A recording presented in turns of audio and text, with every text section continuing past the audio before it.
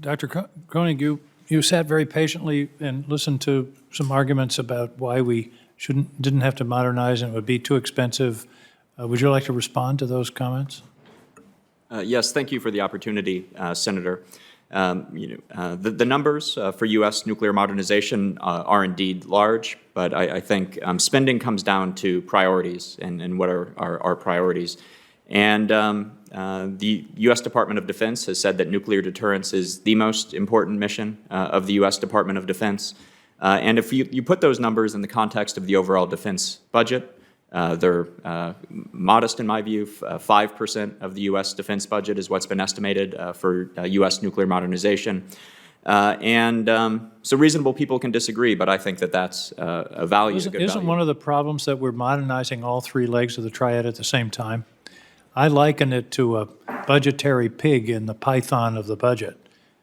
We've got the submarines, the new bomber, and the modernization of the missiles all coming within about a 5 to 10 year period, which is going to eventually will tail off after those capital investments are made. Isn't that, from a budgetary point of view, isn't that so? Yes, we face this bow wave of nuclear modernization, that's right. And so I think it would have been better if we had started some of these programs in the past, but now we're nearing a place where these platforms have really are nearing the end of their service life. And as others have testified, I think it would be dangerous to extend the service lives of these capabilities further. There are only so many times a submarine can go down and come back up without endangering the lives of the sailors. Let me pursue with you one of the questions I think that Mr. Kalina raised that I think is at least bears discussion, and that is the sole authority issue.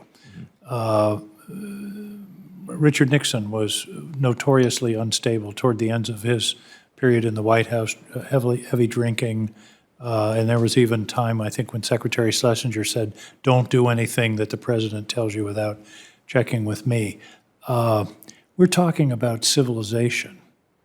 We're not talking about a strategic strike on an arms depot. We're talking about the fate of civilization. And it's unlikely, as I've seen the various scenarios, that it's a bolt from the blue where it has to be a momentary decision.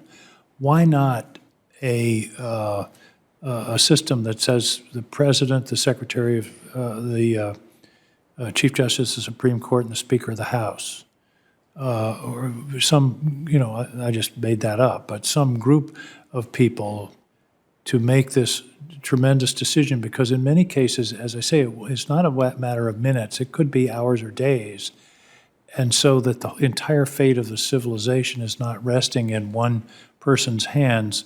Whoever it is, the President of the United States is a human like the rest of us. Give me some thoughts. First thing I would say is I think it's not quite accurate to say that the president has the sole authority. There would be other people involved. The order would have to go through at least one other military officer, and then it would have to go down to the launch officers. But the only stoppage, I've been through this, the only backstop is a legal order. But I'm old enough to remember the Saturday Night Massacre, where President Nixon went through 3 layers until he got somebody who would carry out his order. He fired 3 people until he got to Robert Bork. So that doesn't satisfy me, because I'm sure that any president could eventually get to some colonel who would say, "Yes, sir, Mr. President."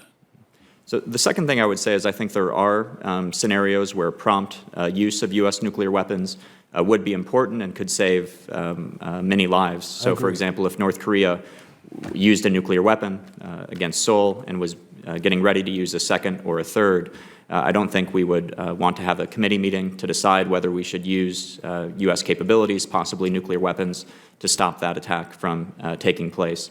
So I do think that promptness can be important for saving U.S. and allied lives in certain plausible scenarios. And not to put words in your mouth, but on this issue of cost, it also has to be weighed against the cost of being wrong. Is that correct? Which would be immeasurable. That's right. Possibly World War III, nuclear war.